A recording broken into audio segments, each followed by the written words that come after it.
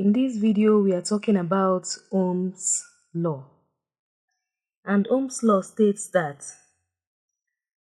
the current I passing through a metallic conductor is directly proportional to the potential difference across its ends, provided that the temperature and other physical properties remains constant. So I for current is directly proportional to potential difference, which we represent by V, that is voltage.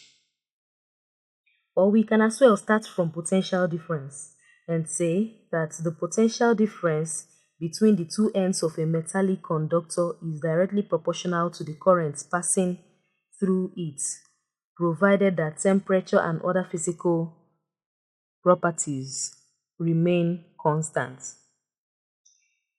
So when we say that V is directly proportional to I, that is potential difference of a circuit or a conductor is directly proportional to its current, we say the increase in potential difference also results in increase in current and vice versa. So V over I is equal to a constant. And that constant is what we now know as the resistance of that conductor. So we say that V over I, voltage over current, is equal to the resistance. So every kind of metallic conductor has different resistance. Like silver, for example, has the lowest resistance. Copper has also a very low resistance. But things like metals like iron has a little bit of a high resistance. So that is why we don't usually use iron for cables. We use copper, and then very, very expensive phones use silver. Now, if you notice, we say metallic conductors. Why do we insist on metallic conductors? Because there are other conductors that don't obey Ohm's law. Metallic conductors obey Ohm's law. So those other conductors that don't obey Ohm's law, conductors that don't obey Ohm's law are called non-ohmic conductors.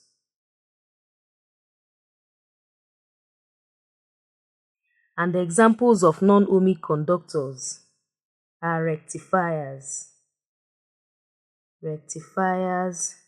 diodes, transistors, and gases. Gases conduct at very, very high voltages. Okay, so we've talked about non-ohmic conductors. Okay, now let's get into what current actually is. Current is the flow of electrons in a circuit or flow of charges. So we say that current, which we will always represent by I in physics, is equal to quantity of charge per unit time. So the rate of flow of current in a conductor or in a circuit, and its SI unit is in amperes. So denoted by capital letter A. Now, voltage or potential difference, which we sometimes call voltage, is the work done in moving a unit charge from one point to another in a conductor. So it is the driving force for the current, the driving force that moves the electrons or charges along the conductor. Now, this driving force comes from the cell or battery. We call it the cell, the battery when there are many. Now, to describe the potential difference of a cell, we use three terminologies. We have EMF, electromotive force. So this is the potential difference of a cell or battery when it is not delivering any current to an external circuit. So just a battery on its own, and you measure its potential difference of voltage, that value is the EMF. or for a circuit that is still open, not yet connected, then the measurement of the voltage for that circuit, provided is not on, is not giving any current to any external circuit, then we say that the voltage or the potential difference is actually the EMF, which we denote by capital E. Then we also have the terminal voltage. Terminal voltage will be representing it with R with subcapital V subcapital R. So terminal voltage is actually the potential difference of a cell when it is delivering current in an external circuit. Now there is this little bit of a difference which we call lost voltage. So the lost voltage V sub small r is the potential difference of a cell which is lost due to the internal resistance. So this leads us to talk about internal resistance. Internal resistance of a cell, which we denote with small letter r. The internal resistance of a cell is the resistance due to the electrolytes of a cell. So a battery has electrolytes, electrodes, so electrons move. So anything that conducts has some level of resistance. Meanwhile, resistance is actually the opposition to the flow of current in a conductor. So anything that conducts has a level of resistance in it. So the electrolyte also has a resistance to it. So it is called lost because it's now used to drive the external circuit. It is wasted inside the battery. It is lost. Actually, it's like friction in motion. It's actually lost in the battery. So the EMF is actually the highest value of potential difference of a cell. So this is now the terminal voltage. So the EMF comprises of the terminal voltage plus the lost voltage. Now, let's expand this formula. This is the terminal voltage. It is equal to the current flowing through the circuit times the resistance of that circuit, the equivalent resistance of that circuit. And the lost voltage is actually equal to the current flowing through the circuit times the internal resistance of the cell. So having that E is equal to this, we factorize I. Out of the equation we have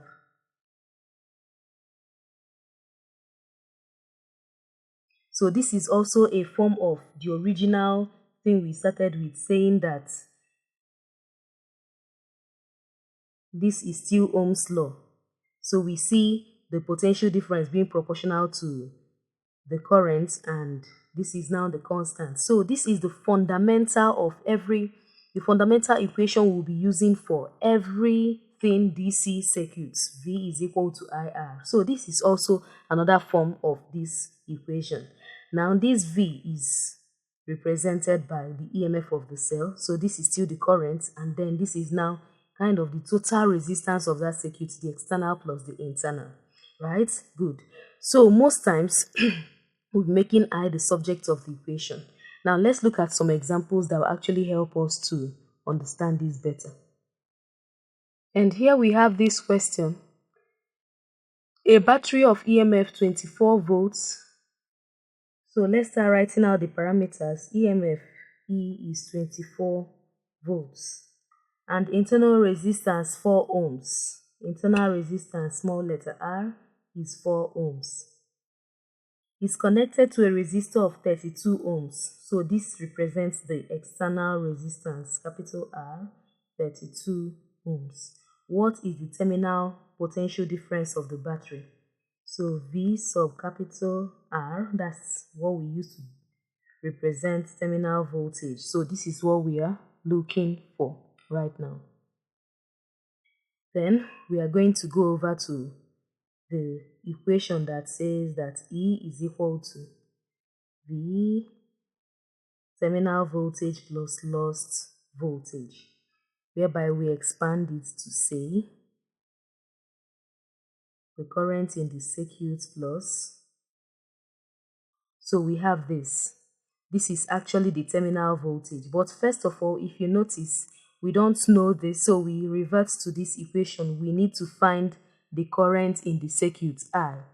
So making I the subject of the formula, from what we've done previously, we have that E is equal to I. Then, when we make I the subject of the formula, I becomes, these brackets goes over to this side, we have all the resistances of that circuit. So we substitute into this and solve. We have that the current is equal to 24, that is E, over R, which is 32.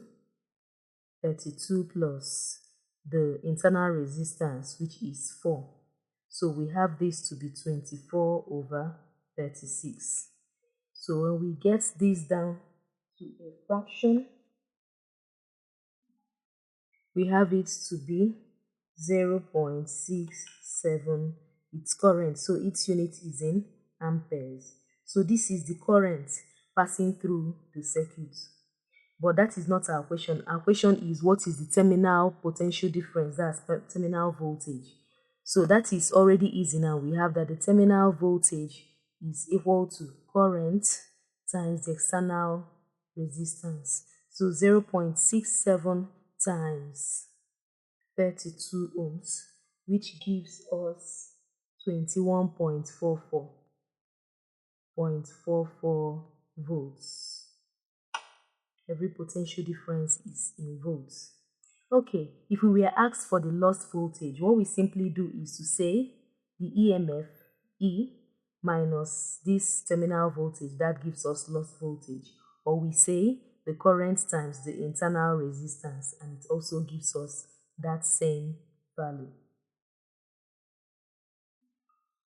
Here we have this circuit, and we've been asked to find the value of I, which is the current in the circuit.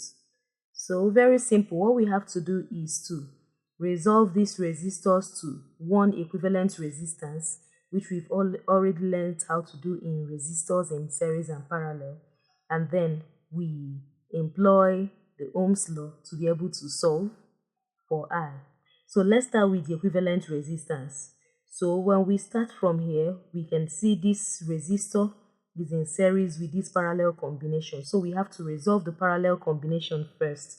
We have that 1 over the parallel resistors is equal to 1 over 12 plus 1 over 6. The LCM is still 12. 1 plus 2, which is 3 over 12. Then we invert.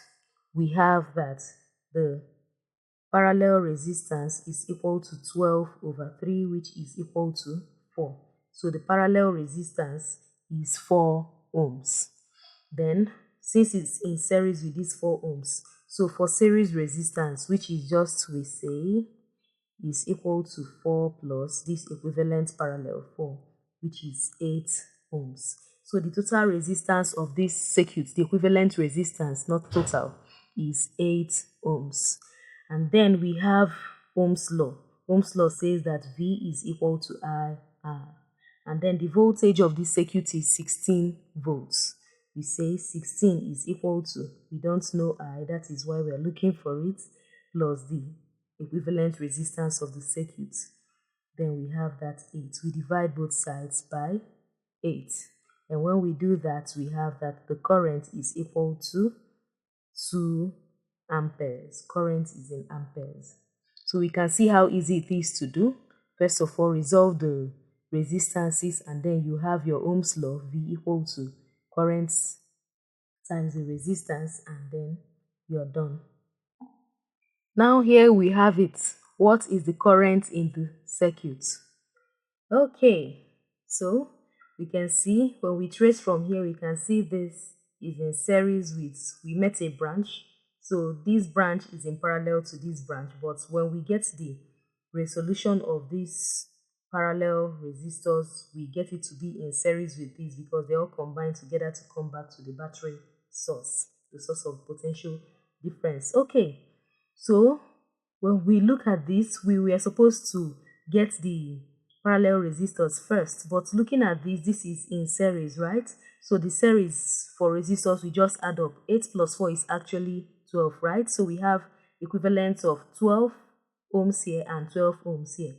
And remember when we said that two equal resistances in parallel is always equal to half of the value of one of the resistances. So the required parallel resistance is 6 ohms. Why? Because 1 over 12 plus 1 over 12 is actually 2 over 12. And when we invert it, it is now 12 over 2. So it's always half of the value of one of them. So no need to waste the time when we have that knowledge. So parallel resistance equal to 6 ohms. And that 6 ohms is in series with this 6 ohms. So we have that the equivalent resistance of this circuit is actually 6 plus 6, which is 12 ohms. Okay, and then the equivalent resistance of the circuit is 12 ohms. The EMF of the circuit or voltage of this circuit is 12 volts. Then we have our Ohm's law. Since we are looking for the current in the circuit, V is equal to IR. In this case, R equivalent is what we are using. We have that 12 is equal to I times R, which is 12. We divide both sides by 12. We have that the current in this circuit is equal to 1 ampere. You can see easy. So you can now go ahead, look at any circuits, no matter how complex it is, and you'll be able to solve for the current in that circuit.